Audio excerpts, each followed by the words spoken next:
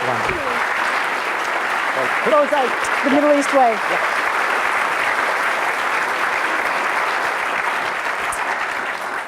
I am delighted to be in Maine. It's much colder than it was in Kuwait, where I was last week, but I will tell you it's much prettier. I want to thank you, first of all, for inviting me here. This is a very special occasion to be among so many really celebrated experts. And it's a particular honor to be introduced by Nick. As he said, we are very old friends. I know that one day he will be Secretary of State in this country. I only wish he could run for even higher office. And the one thing he didn't tell you is that we are both devoted Red Sox fans.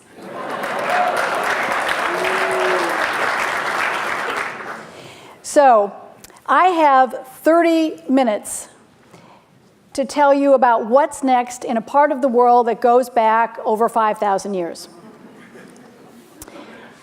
I'm going to try to give you both the good news and the bad news, because I think over the next couple of days you're going to hear a lot of bad news. But I want to put this extraordinary moment in history in perspective and tell you what is hopeful still about what's happened, what's fundamental in what's changed, and then offer you 10 trends 2 years later. To me, the epic convulsion in the Middle East is the most important story of the early 21st century. It is part and parcel of the extraordinary transition we've seen worldwide over the last quarter century, with the demise of communism in Eastern Europe and the Soviet Union, with the end of apartheid and minority rule in Africa, and the collapse of military dictatorships in Latin America. Yes, it's really tough at the moment, but let's remember why it's happened. Those fundamentals have not changed, and they will shape what happens next. And there are three really big factors that we can't lose sight of. And that's the fact, and they're all interrelated. The first is that proportionately we have the largest baby boom in the world in the Middle East. 2/3 of the population is under the age of 30. And more importantly is that for the first time, over half of them across the region are literate. They may not have high school degrees or college educations, but they can read and write, and they can get beyond their neighborhood, their city or town or village, their country. Life is no longer just about subsistence. It is about having a life. And then you add in the third element, which are the tools of technology. And I'm not talking simply about Twitter and Facebook and YouTube. I'm talking about the kind of transformation that, in the case of satellite television, you see Al Jazeera, which was born 20 years ago, mid-1990s. Today you have over 500 independent satellite television stations that have different clerics and different talk shows and different soap operas and different news programs. There is no longer one state-controlled media in every country giving them one line. You now have a generation that has grown up in an era of diversity, the idea of diversity, whether it comes to the interpretation of Islam or the kinds of rights people deserve. They have a sense of differences. Islam literally means submission. And for most of the history of Islam, it has been about one true path, one way for those who are devout. Today, across the Islamic world, you see enormous diversity in interpreting and a sense of what rights are. And that includes the girls. In the two most repressive societies in the Middle East today, Saudi Arabia and Iran, over 60% of the university student body is female. And that has to change things. I know, I'm female. So, what does it mean? For them, it means challenges to dictatorships, and they have done that. In the last 2 years, you've seen the ouster of 4 leaders in Tunisia and Libya and Yemen and Egypt that together ruled a total of 129 years. Staggering when you think about it. That's the beginning of a change that's going to take a lot of time over a lot of space in a lot of different ways. But it's just important for us for the other half of the story, the other side of the coin, which is the challenge to extremists. Change in the world has happened, whether it's to odious ideologies like apartheid or utopian ideologies like communism, because the people on the ground turned against them. In South Africa, it was blacks and whites who rejected apartheid.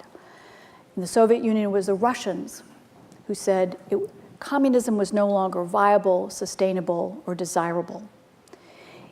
We can only win against extremism when Muslims turn against the odious ideologies of bin Laden and other surrogate or allied factions. So those are the stakes, those are the trends. So I want to give you first 5 kind of positive sides of change. And they all stem from one phenomena, and that's the culture of change, which in my mind is as important as the politics. I'm a Vietnam-era baby child. I grew up during that period.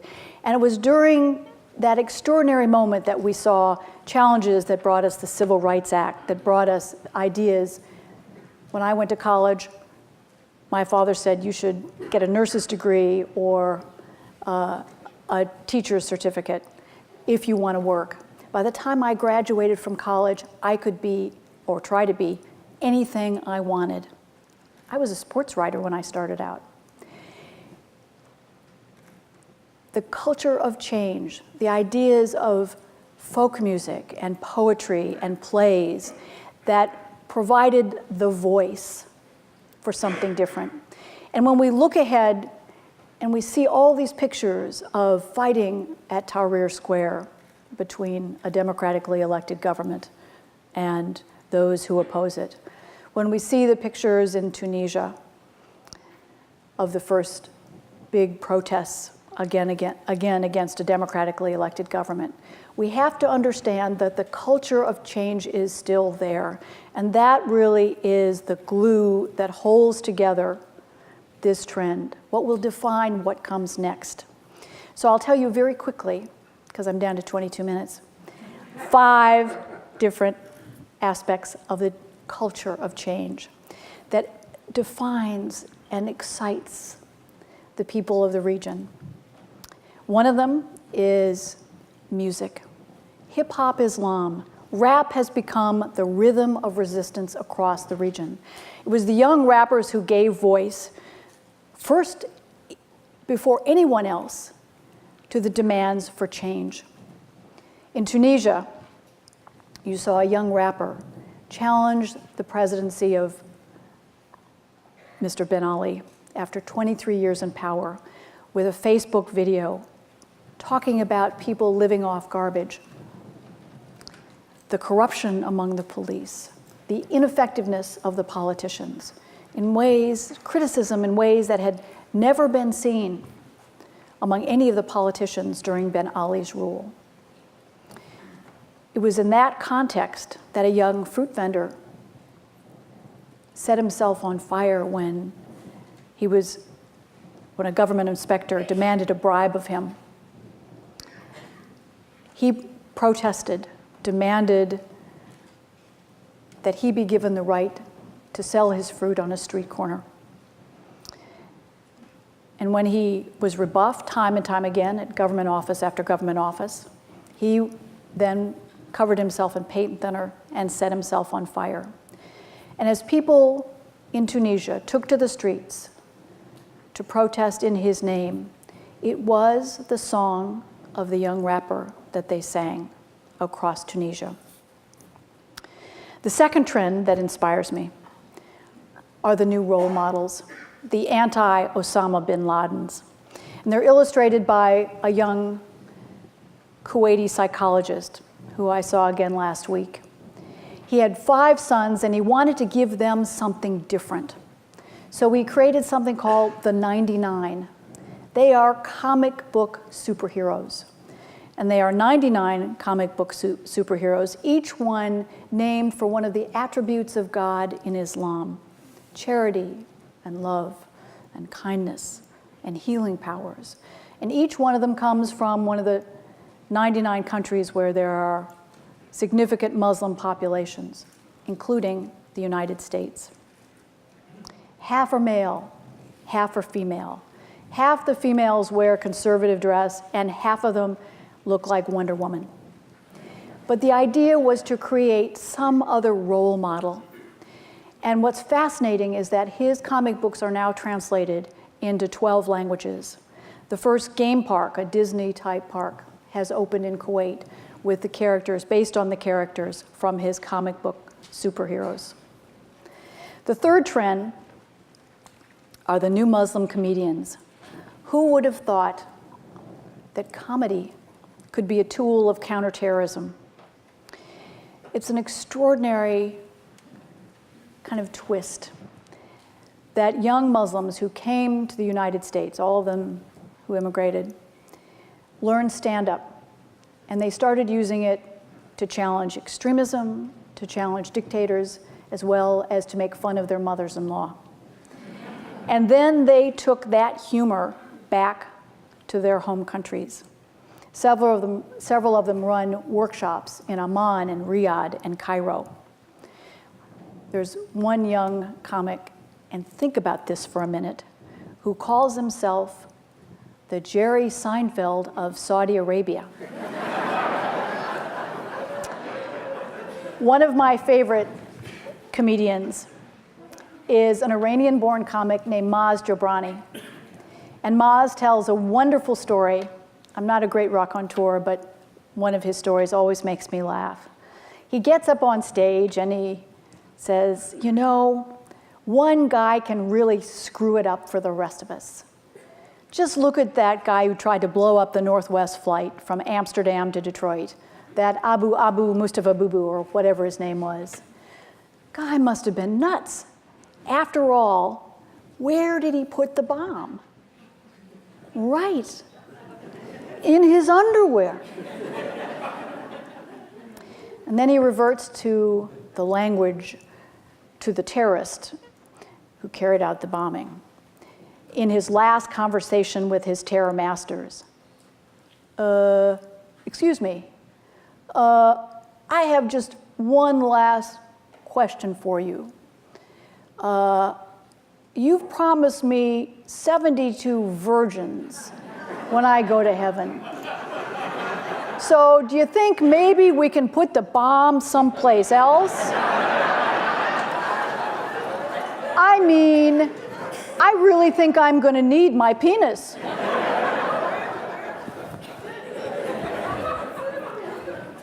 The new Muslim comedians are allies in the war on terrorism. My fourth favorite reflection of this culture of change is the new Muslim theater that takes on the idea of jihad and tries to take it back to its roots, to be a good Muslim, not to wage war on infidels or the West, but to teach the basic lessons of religion. One of my favorite plays is by an Egyptian, and it's called Jihad Jones and the Kalashnikov Babes. For those of you who don't know, a Kalashnikov is a rifle. And it is a raucous comedy about stereotypes of Muslims, all as extremists. The second play that I love is called Till Jihad Do Us Part. And it, believe it or not, is a romantic comedy about the challenges of being a good partner in a marriage or a relationship. And the third is a documentary called A Jihad for Love. And it's a very moving series of interviews done in the underground.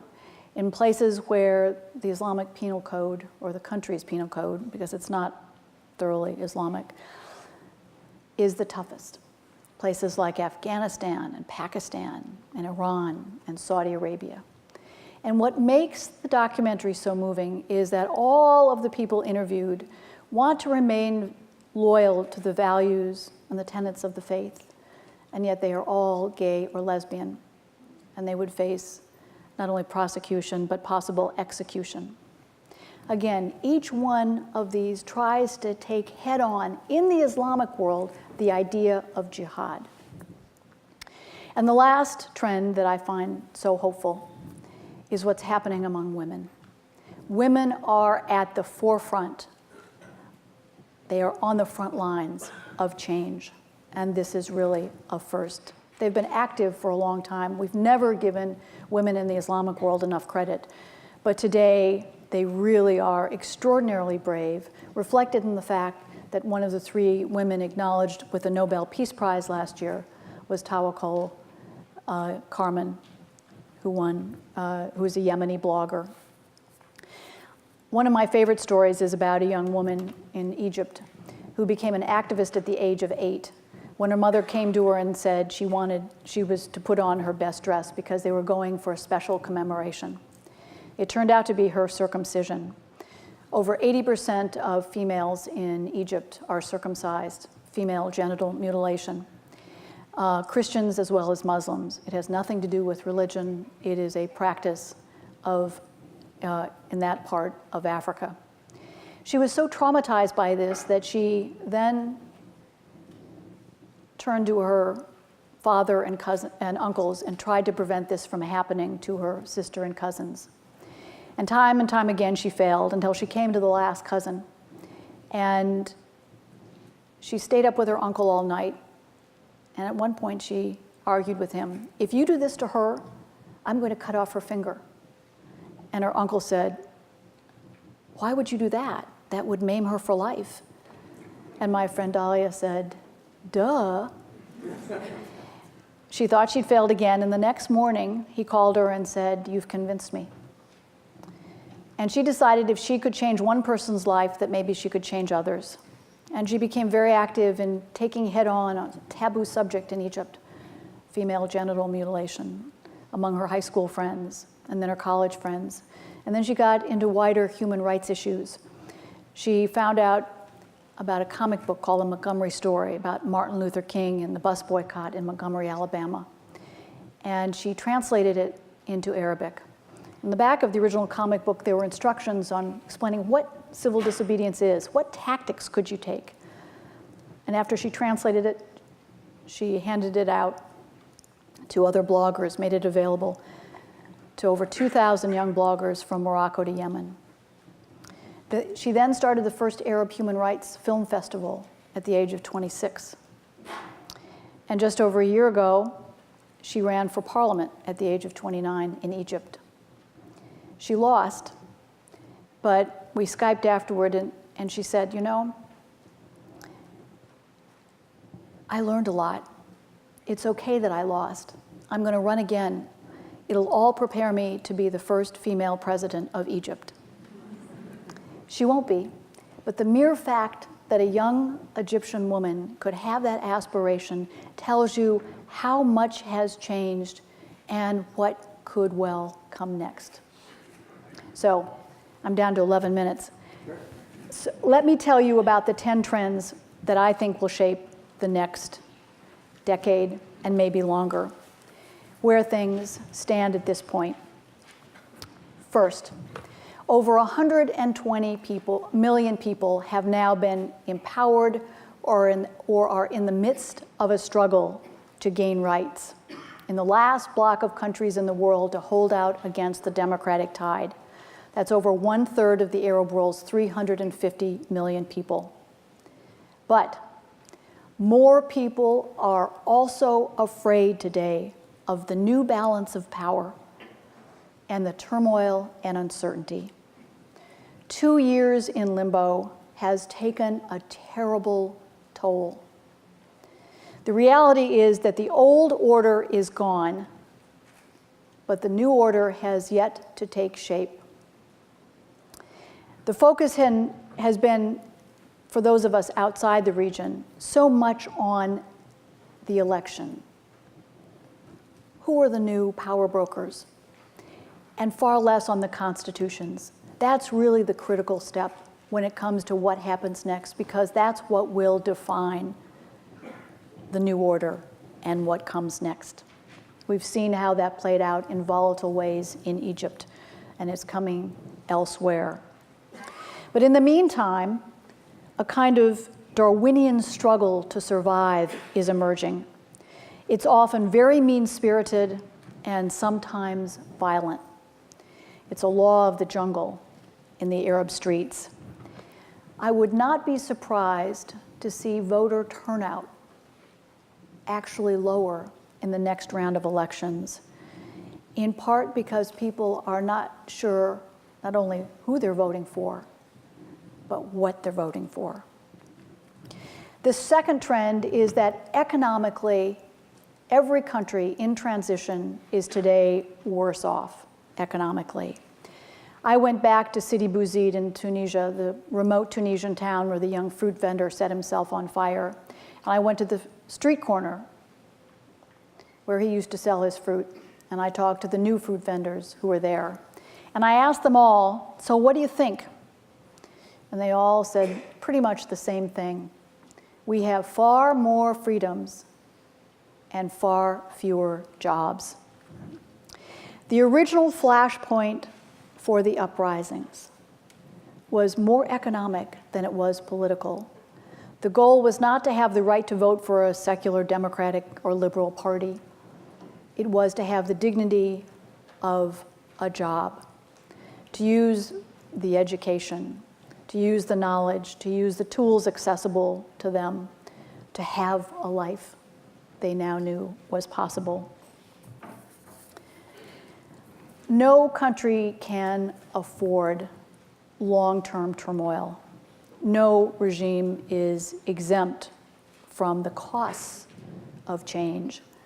And that includes Saudi Arabia, an oil-rich country. The king of Saudi Arabia injected $136 billion to try to preempt protests in the kingdom. That amounted to 30% of its GDP, something it can't sustain.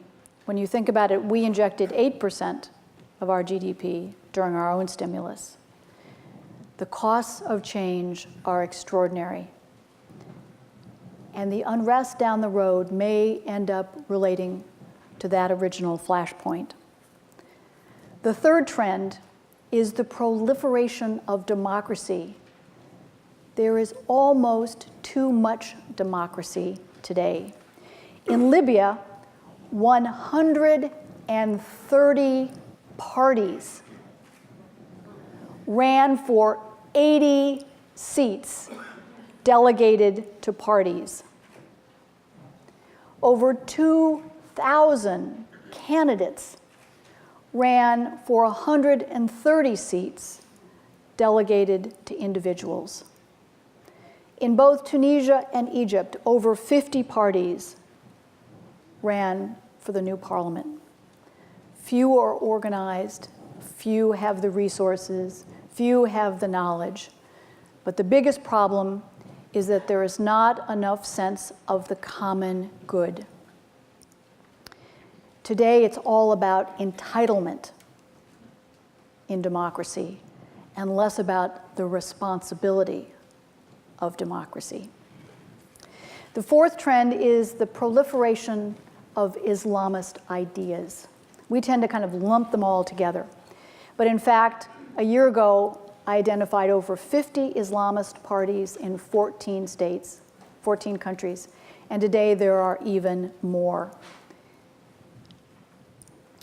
After Egypt's election, I went to talk to members of parliament from both the Muslim Brotherhood and the new Salafi party, the ultra-conservatives. And it was amazing to see the differences among them. The Muslim Brotherhood talking about the Salafi party as naive and extremist, and the Salafi party talking about the Muslim Brotherhood as the yuppies of the Islamic world who compromise their Muslim principles.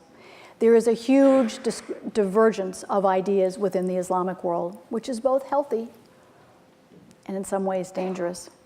I went to see the only couple who ran for office under the Muslim Brotherhood ticket, both husband and wife. And I'd identified 4 different factions within the Muslim Brotherhood. So I said to them, can you guide me? These are the kind of labels I have. These are the people I think are gathered under these different factions. And the husband said to me, 4 factions? No, there are at least 20. And then he said, and my wife and I rarely see alike on any issue, and you could include us as 2 different factions. The most important word I can send you home with tonight is the word Salafi, S-A-L-A-F-I. And this is the one dangerous trend to emerge within the Islamic spectrum that's emerging. Salafis are the ultra-conservatives. Some of them do use violence. The majority of them are actually beginning to come into the political tent. The problem is their ideologies are often very rigid. They want to take, like Al-Qaeda did, the Islamic world back to the times of the purity of the early generations under Islam. They want to separate the genders in the workplace, in public places, and in education. And they are the thing that worries me the most. The 5th trend is security. In Libya, there are today over 300 militias, all of which emerged during the brief 8-month period, the brief 8-month uprising against Muammar Gaddafi. When you go in the Rixos Hotel in downtown Tripoli, there's a huge sign, with the red line through it, like no smoking, only it's a red line through a gun, no guns allowed. The Libyan deputy prime minister told me there were 4 to 5 guns at least per person in Libya, and that included newborns. Libya is struggling to bring these different armed factions under control. Some of them are cooperating with the government, but others have been responsible for the violence, particularly against the American mission in Benghazi and the death of Ambassador Chris Stevens and 3 other Americans. And the problem is a lot of people don't want to give up their arms until they have that new constitution, until they know what the new order is going to be. Because they look at their arms and their militias as the protection, the means of ensuring they get a piece of the pie. And the problem is there are not enough pieces of that pie to give out to assure everyone feels a little bit more comfortable or safer than the people next door. The 6th trend is that tribes are re-emerging as a defining force in the region. Libya has 130 tribes or clans, 40 of which are important. Iraq, we're seeing the re-emergence of tribes again as a defining force in politics in the uncertainty of that oil-rich country. In Jordan, I was just there as an international monitor in January during the parliamentary election. And it was striking how people are today, like in the past, but even more so more striking under a democratic transition, voting along tribal lines. In Syria, when we talk about what's next in Syria, tribes will be incredibly important. So the 7th trend are the demographic realities that mix together with the economics and the politics and the militias, mixed in with very combustible factors. In Saudi Arabia, the average age is 26. The average age of parliament is 65. The king is 89, some think 92. His 2 most immediate heir apparents have died, and the next is in his early 80s. This comes at a time that 39% of the young people in an oil-rich country are unemployed. Saudi Arabia is not exempt. The demographic realities mixed with the economic realities are very combustible combination. The 8th trend is corruption. In Libya, I was told that with great sadness by several people that there used to be one Muammar Gaddafi, and today there are 6.5 million, because there are 6.5 million Libyans. Corruption is rampant, and the dirty little secret of the democratic transition is how it has been corrupted. In Syria, the relief efforts coming across the border have been corrupted. Only a fraction of what tries to get through to Aleppo actually ends up there. Whether it's people taking it to sell elsewhere, to use as political leverage, or for their own political purposes. In Jordan, where I monitored the vote, again, supposedly in a democratic transition, there was widespread corruption.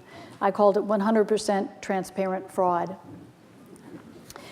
The ninth trend is that women are faring poorly, even though they are on the front lines. Issues of basic security, economic opportunity, and the idea that the Salafis want to separate them, to take them away from the opportunities that this generation now believes it is due. And my final trend, and perhaps the most controversial, is that the map of the Middle East may well change, whether it's through massive decentralization or through secession. I think there are lots of different possibilities. Some of the wilder ideas are the breakup of Saudi Arabia into 5 pieces, the breakup of Syria into 6, the breakup of Libya into 2 or 3. The basic outlines of the map of the Middle East, defined by European powers, may well change. We kind of think of the world as, well, these are the borders and this is the way it's going to be. But when you think about what's transpired really in the last 30 years with the breakup of the Soviet Union into 15 pieces, the breakup of Yugoslavia into 6, and Sudan into 2, it's quite possible, depending on how this transition plays out, how volatile it is, how deep tribalization goes, how deep ethnic and sectarian lines are drawn inside borders, that we may see that map fundamentally change. But I want to leave you on one optimistic note, because I've run out of time, and that is, this is Oscar weekend. No, it's relevant. Lincoln is one of my favorite movies, and the lesson of Lincoln is that it took 60 years to get from the 12th Amendment, when people kind of thought our Constitution had changed and adapted and done all it needed to do to change. 60 years to get to the 13th Amendment that abolished slavery. And then it took 100 years more to get to the Civil Rights Act. Change takes a very long time. I was in the Soviet Union for its end. And today, a generation later, you still have a former KGB chief and communist in power who may well be there till 2024. I was in South Africa the day the first Black mass uprising began on June 16, 1976. And today, the average Black is worse off than he was under apartheid. And that's tangible. The average lifespan, the day Nelson Mandela walked to freedom, was 60 years. Today, it's 41. That's partly because of AIDS, but it has to do with a lot of other factors coming together as well.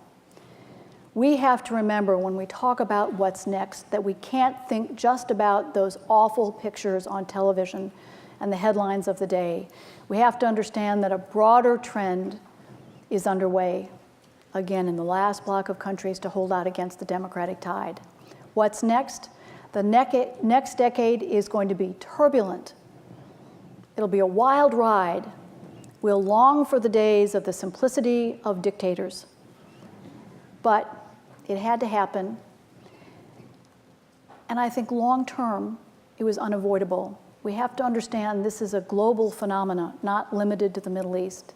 It has bigger context, it has big problems, but at the end of the day, it also has a good bit of hope. Thank you very much.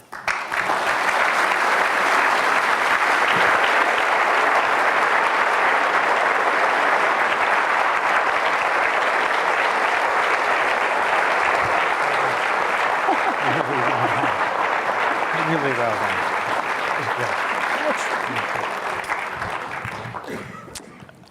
Robin, thank you very much for a very impressive speech. And what I liked about it a lot was that you began with hope, and you gave us 5 reasons to hope. You had your 10 reality factors, and you ended with hope. So And we're going to go around the room and remote locations and have people ask questions. Let me ask the first. If change takes a long time, if it took nearly 2 centuries from us to travel from Lexington and Concord to the Civil Rights Act of 1964, nearly 2 centuries, are the Arabs producing a 5-act play and they may only be in the middle of the first act, and might that play end 30, 40, 50 years from now? How long are we going to see change unfold before things are settled? First scene, first act, long process, part of the world that has to deal not just with 200 years of history, but 5,000. I often tell people when I'm trying to explain Iran that I ask them if they know any Texans, and their most chauvinistic Texan, and then to add 5,000 years. And then you understand Persian nationalism. And I think, this is something that we're dealing not just with a still flexible, we are an optimistic people. We believe things can change. And we don't have that much to change comparatively. They have so much. When I talk about tribalization or when religion and so forth, this goes back so far and so ingrained and so hard to get beyond it. That they've managed to do in 2 years as much as they have is staggering to all of us who have watched that part of the world. One more quick question for me before we go to the audience. You told me that you came from Seattle and that you gave the first memorial lecture for Ambassador Chris Stevens, 1,000 people, his sister was there. Most of this conference is going to be about the Arabs and the Israelis and the Iranians, the peoples of the Middle East and what's happening to them. Part of it, obviously, the subtext is, how do we respond to it? What are our obligations? How do we intervene? How do you think about Ambassador Stevens, his sacrifice, his death in the country that he helps so much? Is it a metaphor for the struggles that we're having, of how we interact productively? It's a really good question. First of all, Chris was very special, as you know, because he was a guy who knew the streets as well as the elites. And his loss to us is very profound. I am, to be honest with you, sickened by the way his death has been politicized and how it has diverted us from the issue of how do we help Libya make this very fragile transition. It is the country that has the greatest hope on paper because it has such a small population, 6.5 million, and has all this oil wealth. And yet all we can talk about is, what really happened at Benghazi. And that's where we're losing sight of what is it that we can do. Now, having said this, as you have often said eloquently as well, this is a time in the world history where we're going to have less influence everywhere. And this is where I go back to my bigger theme of the changes that we're witnessing. It's not simply about the democratization within countries, it's also about the democratization among countries. And that other countries think they can be players, part of the message in the uprisings was not just against their dictators, but against systems that they thought were created, influenced, supported, funded, whatever, by whether it's Europe or the United States or the West in general. And this is a moment they want to seize control of their future. And so that then gets back to what is it that we can do? And I was very moved that Chris's huge extended family came from everywhere and how they were talking about what could they do. And Chris's sister Anne, who's a doctor, has set up a working relationship. It's kind of a quasi-foundation with doctors in Libya because she's a doctor to try to help them whether it's getting access to the newest medicine or expanding medical care beyond the cities to the rural areas to make sure that there's a quality of access to medical service because they can afford it. And so when it comes to what we can do, it's less the big aid, because in this economic environment, we're not going to have a Marshall Plan. But what is it that we can do to help create small and medium-sized enterprises so they can then employ people, and that you deal with this issue of jobs? What is it that we can do in ensuring that women continue to have access to education and that they are then players recognized because they have degrees from, Western universities or whatever. That there are a lot of things that we can do that, that will really help stabilize environments, but that we must not go in now and say, well, we can help you write a constitution, because even though we may be able to do it, they have to be the ones to do it to be legitimate, to be accepted. They have to learn from their own mistakes, and it has to be their process. The lesson of Iraq was you can't impose democracy and effectively from outside. You really have to do it from inside. And that's why, again, the process is going to be so turbulent, because they're going to make a lot of mistakes. Thank you. There's so much more to talk about with Robin Wright. So we're going to turn to all of you. A couple of rules of the road. If you're here in the Opera House, you want to ask a question, just signal one of your ushers, and we will call on as many people as we possibly can, both here on the floor and in the balcony. If you're in Ellsworth, Belfast, or Rockland, you can write a question. We will try to recognize them. They will show up on the screen behind us, in this little screen here, and we'll take as many as we possibly can, say in the next 35, 40 minutes. So who would like to pose the first question? And I'm a professor, so if nobody raises their hand, we're just going to call on somebody in the front row. Professor Feldman, I'll probably call on him first, my friend Shai Feldman. Just please raise your hand if you'd like to. It's such a timid audience. Here we go, right back there, yes. I hope some girls ask questions. I hope so too. I'll try to get up. Thank you very much for sharing your experience and your analyses.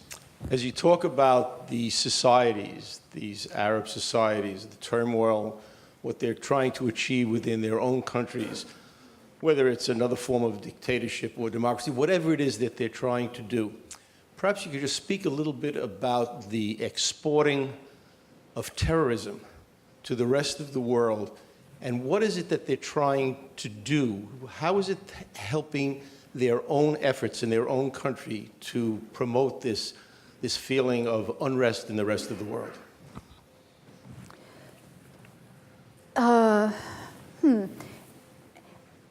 There's an assumption built into that question that they are trying to export terrorism. And I actually think that one of the hopeful things to come out of this moment is the rejection of extremism by an extraordinary array of people. This is, after all, the most volatile corner of the world, has been for a long time. And the fact is that tens of millions of people have used peaceful civil disobedience to at least start their uprisings. In Tunisia and Egypt, that's how it started. Syria, too, for months, despite the fact that there was extraordinary brutality, and you'll hear eloquently from Josh Landis about this tomorrow, that it's the common denominator. People recognize that bin Laden and the other extremists can destroy, but they can't construct. They can't provide jobs or education or housing. And so, yes, Al-Qaeda's not finished. There is a proliferation. We saw it in Algeria in January with the seizing of the gas refinery, the killing of 37 foreign workers. But the Algerians have rejected violence. They went in and didn't rely on Western forces. Didn't do it very well, but they did take back their territory. There is, I think, a growing understanding. But these things are not, on-off switches. You don't do this transition overnight. And that's why when I keep talking about economic issues, that's what people have to feel there is something else coming in order to make sure that they are not attracted to extremist ideologies, be they Salafi, which worries me the most, or the Al-Qaeda offshoots. Thank you. Thanks for your question. Other questions? There's a girl. Terrific. Yes. Okay.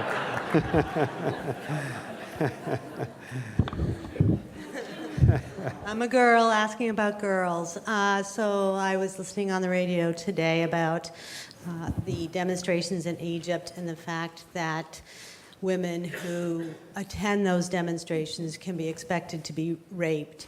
And of course, we've had what's happened in South Africa. And my question to you is, one of the women that was a victim noted that it seemed as if the men were angry and were taking it out on the women At least that was in Egypt, and I just wanted to find out what your view and what you've seen there in terms of treatment of women is concerned. Oh, that's one of the things I mentioned, that I'm very concerned about the fact that women have become so active, they're on the front lines, and yet they are, whether it's what the Salavis want to do to them politically or what's happening to them in terms of sexual assault, there's no question that the kind of physical violence has increased in, extraordinary ways. The last time I was at Tahrir Square, and I've done a dozen wars, and I don't go in for a week to a war. I spend 5 years living in Beirut. I know war environments, I know instability, and I have to say, I was actually nervous in Tahrir Square. I felt this, and we throw around the word rape, sexual assaults, groping, it's all ugly. It's all totally unacceptable. And it's one of the things that, one of the trends I think is likely to grow. I think it's that, and it will discourage a lot of women. But the interesting thing that's happened, and this goes to why so many women are wearing hijab. 40 years ago in Egypt, you found very few women wearing a modest Islamic dress. Today, at least 80% of them do. And my young friend who ran for parliament, had gone through her own, had been circumcised. She wears hijab, and she does it because she thinks that will create a safe space for her to work in ways that she might not be allowed to work or might be looked on differently if she were in Western dress or whatever. And so we often look at women in a hijab, whether it's here or in the Middle East, and think that they are, fanatics. It's really about identity. And for them, some of them, it's a way of saying, I want to be more active, not less active. I want to be more engaged, not staying at home. That we often misunderstand a lot of the signals among women themselves. Thank you for your question. Yes, all the way in the back.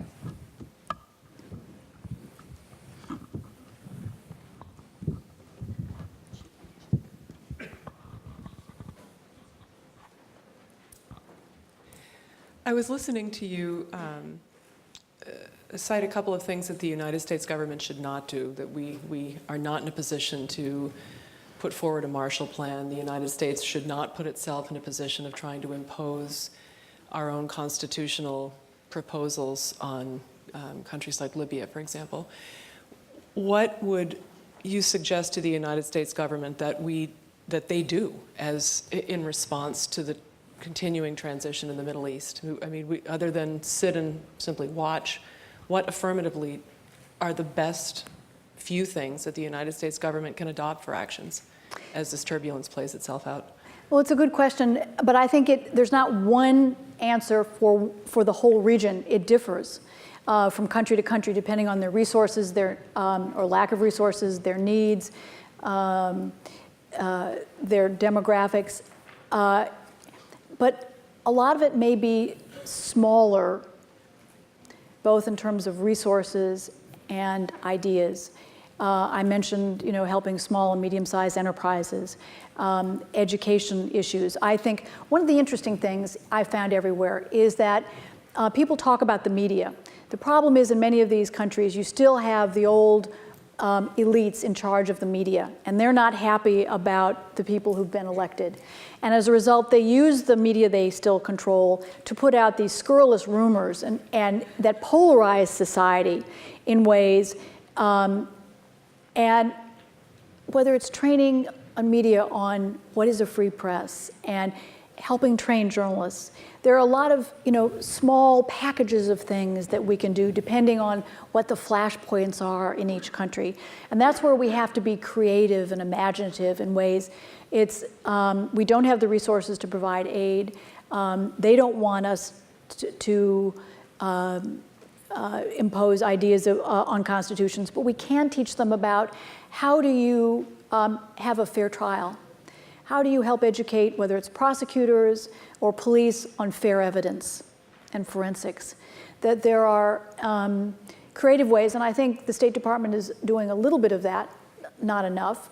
I think we tend to be, and Nick is better probably at speaking at this issue, we we get so wrapped up in the crisis of the moment that we're often putting out fires and don't have enough time to figure out how to prevent the fires from igniting. I would just add to what Robin said, and this is a very important question. We'll get into this a lot tomorrow and again on Sunday.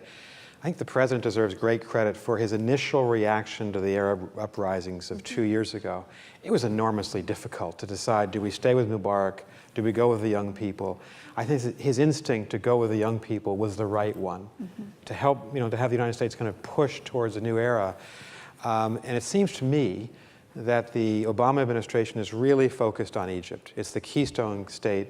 Where Egypt goes is going to have a big impact across the region. Not a decisive one, but a big one. And so we've got an excellent ambassador there in Ann Patterson. And the president, I think, has been very good at giving Morsi a lot of rope, not being too judgmental, and working with him. Ironically, where the administration is now being criticized is Syria, because we're so standoffish. We're not in the fight. We're not organizing. We're not leading. And that's ironic, because 10 years ago today, the Middle East thought it had too much of the United States. And now a lot of Arab leaders say, where is American leadership? So this is a very difficult balancing act. When do we intervene? When do we not intervene? And I think we're going to go to... Can I just say something on that? I actually did a chapter in Rock the Casbah about this turning point that is arguably maybe the most important, probably the most important change in 60 years of U.S. foreign policy on the Middle East. Since the post-World War II and support for Israel and so forth. In that 60 years, the fact that the Obama administration, in 11 days in February 2011, made this change when President Obama said initially, allow Mubarak to stay through his term, have elections in September, and then take it from there. And 11 days later said he had to go. But I also think, I give him credit, but I also think he had no alternative.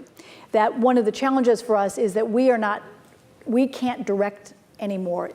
We had to respond to what was happening. And that's going to happen over and over and over, that we will constantly be responding to events on the ground, and will not have the kind of initiative we have in the past. Thank you. I believe we're going to go to one of the remote locations, to Rockland. I'll just read the question if people can't read it. What impact are the U.S. military actions in the Middle East, the Iraq War, Afghanistan, drone attacks, torture, Guantanamo, etc., having upon those whom you believe to be supporters of positive change? That's a challenging question. Yeah, leave that question up, because I'm going to need to go through each point. Look, on the Iraq War, I'm biased. And it's partly informed bias because of what I've heard across the region. And that is that the Iraq War backfired in terms of what our interests were. I personally think it was the greatest mistake in U.S. foreign policy history, but that's me. But I think that rather than promote democracy, it also made people very nervous about the uncertainty and chaos of democracy. I mean, 10 years later, you had greater unemployment, greater crime, greater uncertainty, less electricity than you did during the final days of Saddam Hussein. And that in some ways, the Arab uprisings were a response in that you can't do it, and when you tried, you did it badly, and we're going to do it ourselves. So I think the Iraq War certainly played no part in encouraging uprisings or change. Afghanistan, this is where we get into wars in the Islamic world, and I don't know whether we're going to talk about Iran or not, but this is... Afghanistan, not as much. Iran, definitely. No, but I mean, yeah. Afghanistan in terms of what impact it's had on the way people think. Drone attacks, very controversial. When I was in Libya, one of the things people kept saying to me was, please don't use drones, please don't use drones, because they were so convinced that the United States was going to use its drones to eliminate those or respond to those who were responsible for Chris Stevens' death. And they kept saying, let our justice system, it may be imperfect, it may not do the best job, but let us be the ones to carry out, to apprehend these guys, or at least to try them if they are apprehended. And it was really an interesting reaction that who in the United States thinks about drone attacks in Libya, and yet it is so up there. in their minds and looking at what American And Ron, response might before be. you go on, is justice going to be done? Is the Libyan government powerful enough to find the militia groups and prosecute them, the people who killed Chris Stevens? No, but that's the problem. With everything in the region today, there are no really good alternatives. There are no easy alternatives. And the question is, would a drone strike eliminate 1 guy, 10 guys, 50 guys, but end up alienating Libyans who are the fondest of us in the Arab world?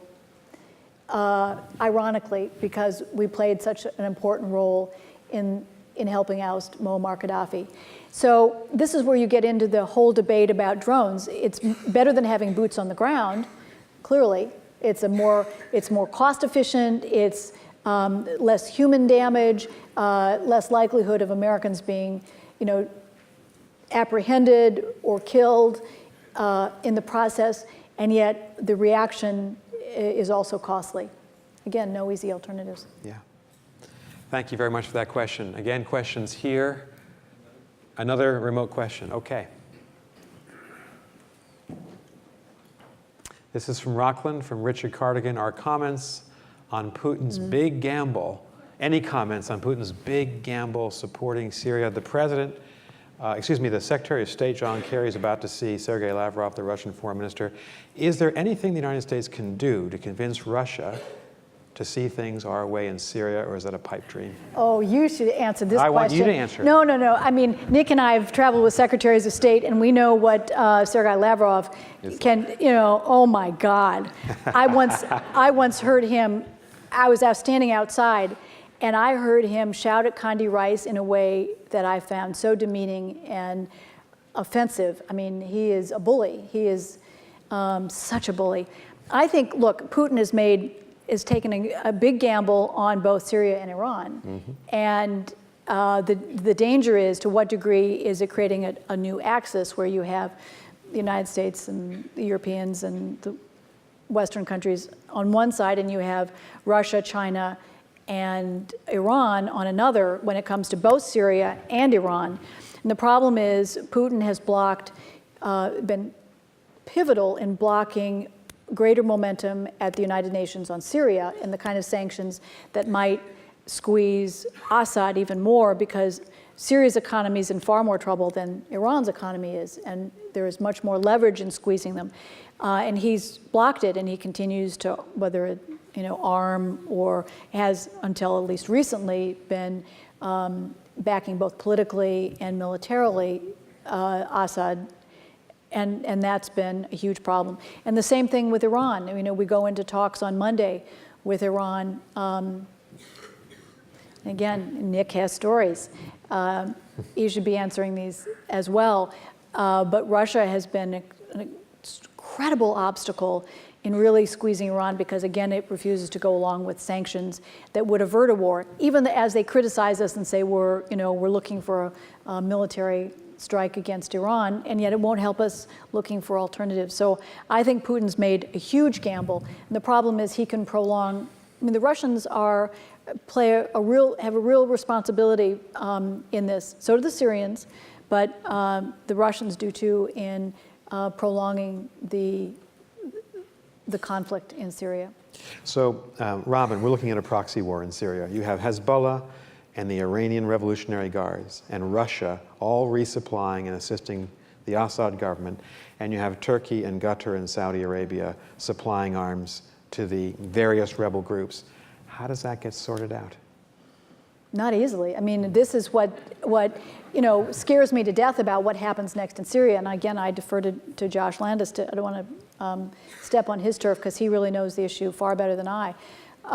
But this is where, and then you throw in all the combustible elements of Syria. We're talking about, it's not just the different countries that are involved in arming. We're talking about the different forces within Syria. Whether it's 200 militias or 2,000 militias, the Syrian Free Army is not one entity. Right. And then you have the fact that 10 to 12% is Christian, and 12% are Alawite, and up to 9 or 10% are Kurds. Then you have Druze, you have all these different. So you have these divisive divided forces inside the country, being armed and allied with different international players, and it's really frightening what could happen in Syria. And Syria is particularly important because it is the strategic center of the Middle East, in the same way that Egypt, accounting for 1/4 of the Arab world's population, is the political or intellectual center. It has always been the groundbreaker, the political trend center. And what happens in Syria scares me for the implications for Israel, for Jordan, for Iraq, for Turkey, our NATO ally, for Little Lebanon. The refugee flow is unbelievable. How that could destabilize, Jordan over time. It's just tragic. So your 10th point tonight was that the map of the Middle East might change. Sykes-Picot, poof. Right. 100 years ago, the British, French carving up of the Middle East. Right. Were you thinking of Syria, and even if Assad leaves, might it get worse because there might be an Alawite state on the Mediterranean coast? We might see even greater infighting.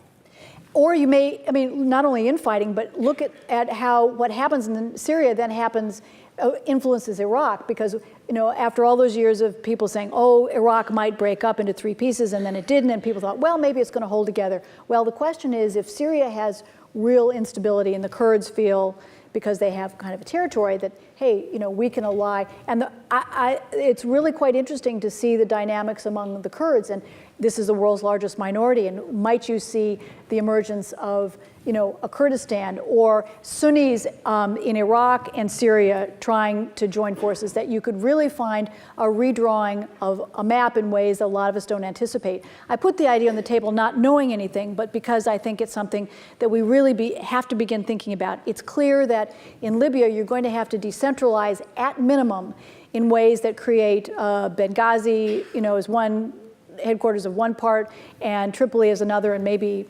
third in the south, whether they decentralize, federalize, or in some cases some want to secede. And the longer it takes for them to get to the point of writing a constitution, figuring out how to share power, the greater the dangers that the centrifugal forces move in separating them rather than in uniting them. We'll hear a lot about this tomorrow. Josh Landis, Marwan Mawasher, I'm sure. Greg Gaz is here. People who know this part of the world. Are we looking at a fracturing of the map of the Middle East and splintering of states? Even perhaps the beginnings of the creation of a Kurdistan, which a Harvard professor predicted this week. So there's a lot to talk about tomorrow. We have a question right here. To paraphrase Thomas Jefferson, to expect a democracy to survive with an uneducated public is to expect the impossible. Now, given that 60% of people in the Arab country are 30 or younger, and also in our own country we have a concern about education, what are the opportunities for education in North Africa? We're hoping that they will evolve into a democratic state in the various places. But are the people equipped and able to do that? Well, it's an interesting question, and I might have an answer that would surprise you. In Libya, there is 88% literacy. The problem is what they know. A lot of it's rote learning. They haven't been taught to criticize the ideas of free thought. And a lot of their textbooks don't really reflect the truth. So it's, you have to get into the process of re-education. And that's where the tools of technology are so important.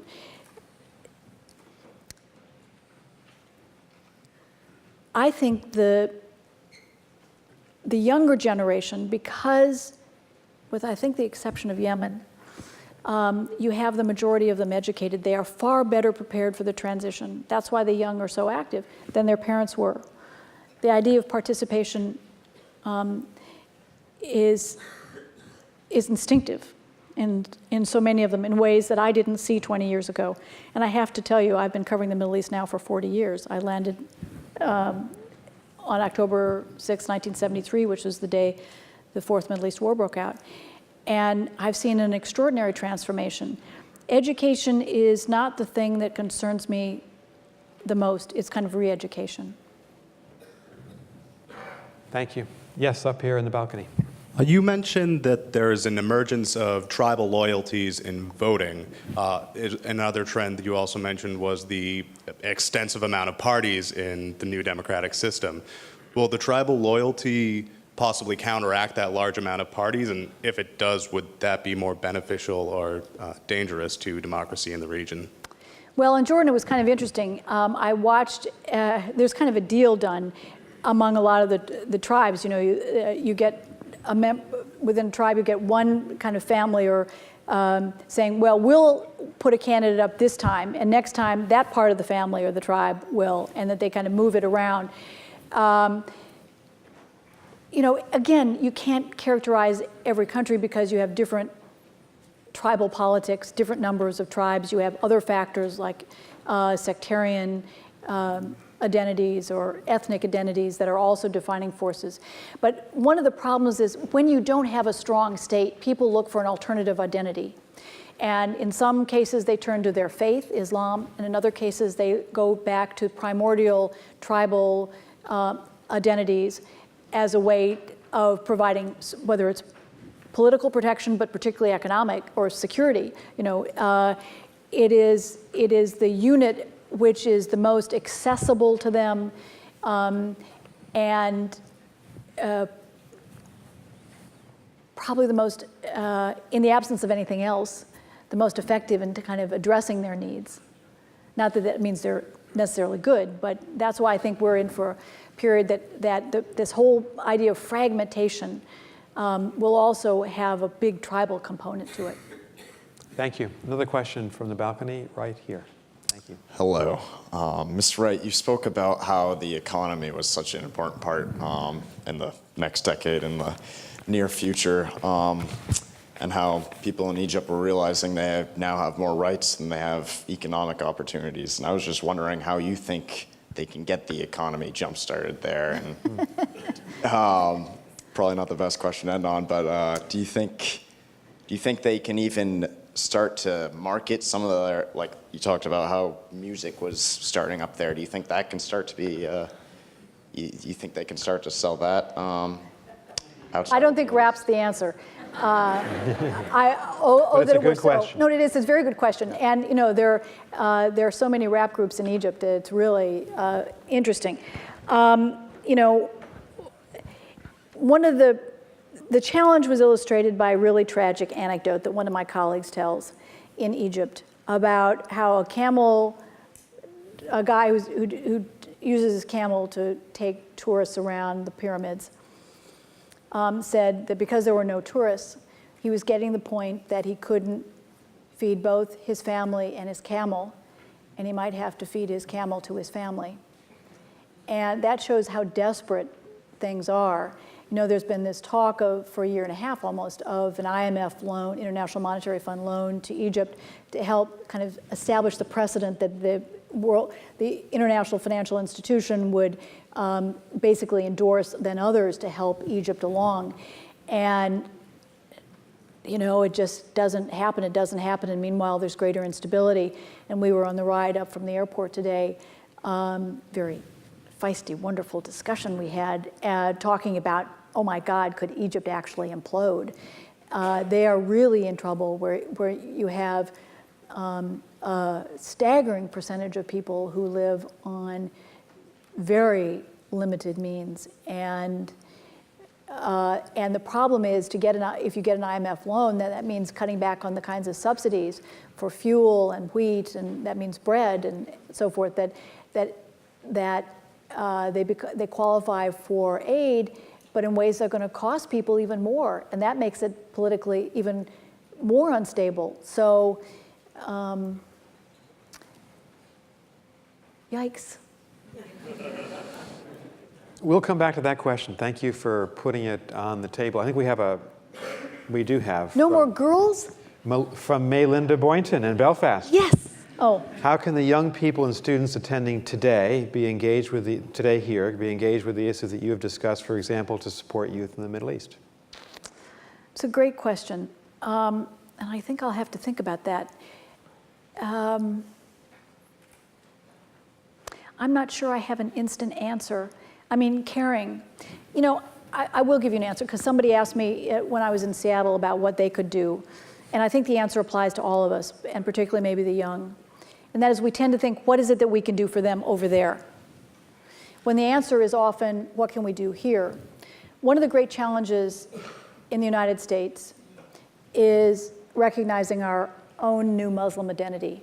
We've gone in my lifetime from a point where we were predominantly WASP in our politics, in our economic elites, and so forth. And in my lifetime, we've gone to being a country that embraces our Judaic and Christian, and all Christian values. The great challenge for us as Islam becomes the second largest religion in this country and the fastest growing is understanding our Muslim identity. I have a young research assistant who helped me with my last book. And her father is Jewish, her mother is Christian. And she went to the University of Connecticut, and she wanted to know what it's like to be a Muslim in America.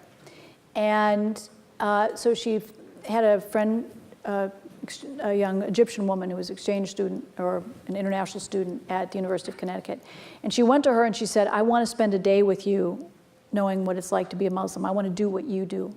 And she began the day going through ablutions and putting on a scarf, hijab, and dressing modestly.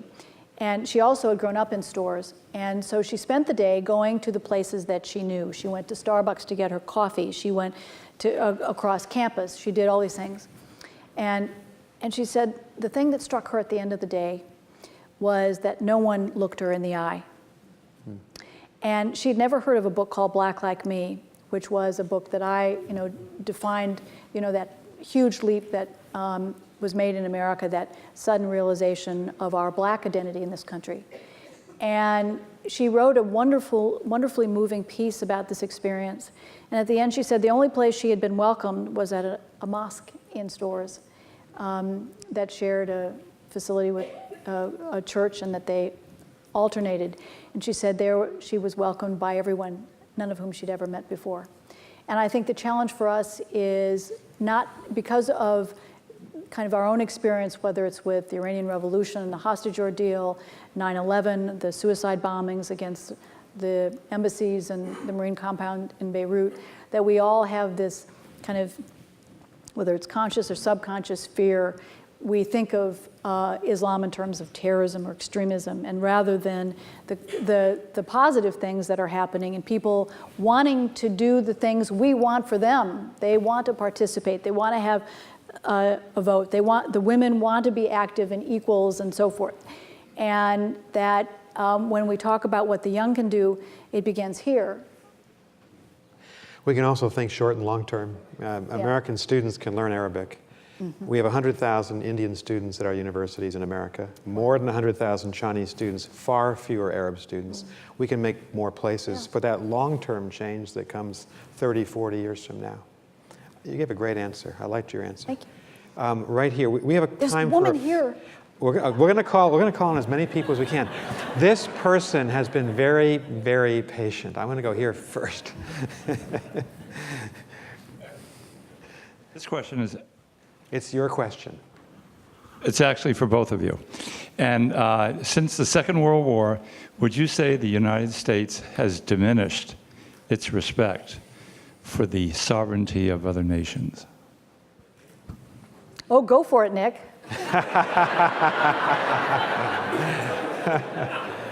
Well, you're not, I'll be very brief because this is Robin's moment. Thanks. You're not going to like my answer. We are highly imperfect, and we've made our share of mistakes. I happen to agree. I was serving as an American diplomat 10 years ago. I supported the Iraq War. I regret that. I think it was a major mistake.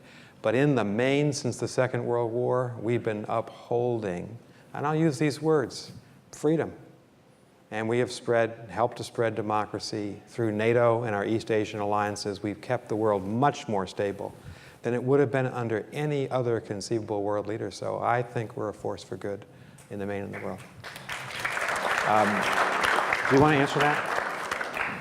No, but I will.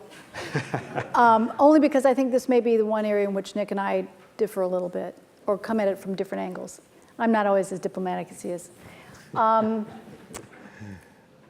We have only been a superpower for 60 years. And so your timing is correct. And I think there is a certain arrogance that we feel we are entitled to tell others what they should be, what they should do, and that we are altruistic. We think we're being, I think our motives are good. I don't think we do it very well sometimes, and I think that we do it with a we're better than you attitude. Even to countries that have extraordinary and have extraordinary histories and have made extraordinary contributions to the world. And we think that because we're the major power now, whether it's economically or militarily, that we are the best or better, and that therefore we can tell others.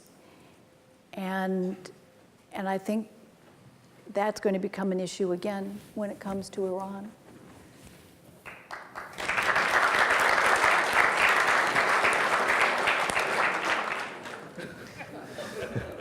Right here. And then we'll go back here. Thank you, Robin. In your opening remarks, you spoke very eloquently about 5,000 years of history in this part of the world. And we know Persia, Mesopotamia, Carthage, Egypt, Arabia, and the West have been in competition. So you referred to Iran before. So what will happen when Persia, Iran, gains nuclear capability with respect to its position in this part of the world? I've been waiting for that one. Look, we don't know a lot about what Iran is doing. What we do know is largely by deduction, based on some very questionable activity, developing things they don't need for a peaceful program. I agree, a nuclear Iran is the scariest thing in the world. But both Israeli and American intelligence believe that Iran has not yet made the decision to weaponize. If I were a betting woman, and I think I've been to Iran more than any American since the revolution, I think Iran probably wants what they call the Japan model, which is having a nuclear capability but maybe not having the bomb itself, because they know what that may cost. The problem is that you have a leader in Iran who is a mediocre mind, who never had a power base, who has militarized in part to prop up his own rule, which has deepened since the Green Movement opposition in 2009.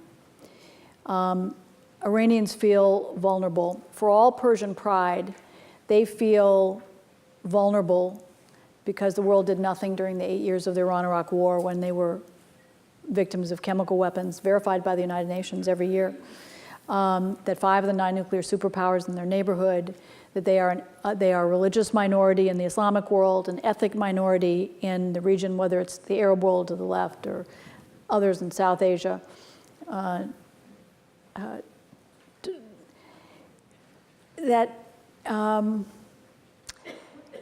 But I guess my fear is that when we look at solutions and how to prevent this, we always talk about them giving up the bomb or taking action that will assure us that they are not giving us access, being able to truth and verify like we could with the Soviet Union. But we're not thinking about the issue that led them to this point, and that's Iranian security. And Nick knows this better than anybody because he's been involved in it so long. But you can't have a win-lose outcome that's going to work. It has to be a win-win. And that's the only way they'll sign on. Because they may well have reached the point that they have enough knowledge, and we can't bomb knowledge. You know, we could delay the inevitable or delay the possible through military action. But we also, by military action, could ensure they do the thing that we fear the most. Nick and I have had this discussion in many, many, many, conferences and just between the two of us.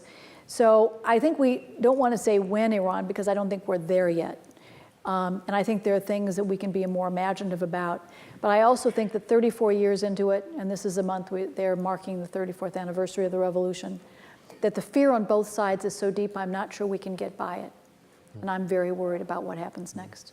I don't think it'll happen this year, barring a wild card, some spark that we can't see.